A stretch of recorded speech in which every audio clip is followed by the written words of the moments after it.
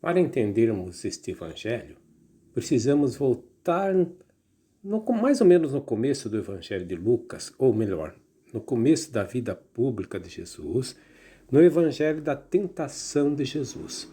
Você se lembra que o demônio tentou Jesus por 3 vezes e ele tentou com que Jesus usasse seus poderes divinos e abandonasse sua humanidade.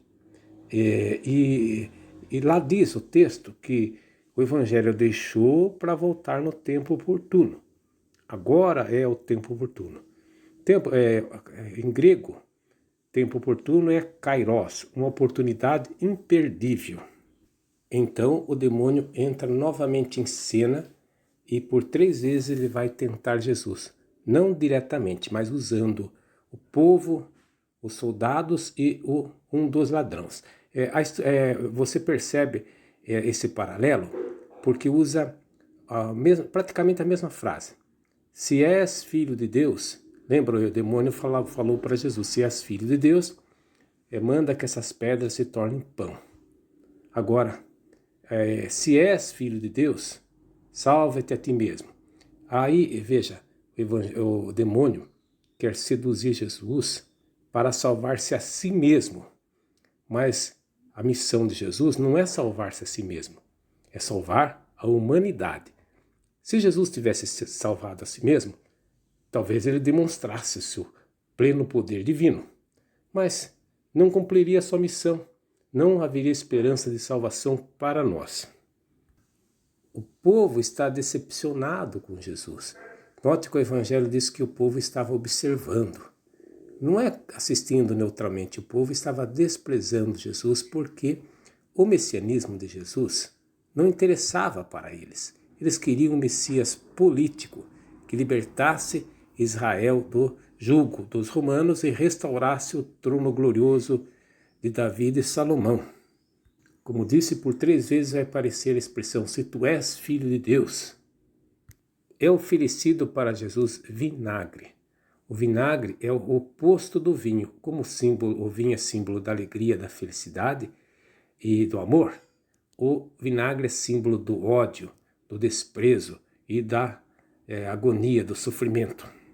Sem perceber, Pilatos faz um gesto profético. Ele, para zombar dos judeus, coloca uma inscrição sobre a cruz, dizendo a causa da condenação de Jesus. Rei dos judeus. Através dessa zombaria, ele nos apresenta uma verdade teológica profunda para todos nós, que é o tema da festa de hoje. Jesus reina, não num trono de marfim e de ouro, mas sobre a cruz. A cena dos 2 ladrões é interessante, porque de um lado temos um ladrão que se desespera e do outro temos um ladrão que bota a sua esperança em Jesus. Aí aparece a condição humana.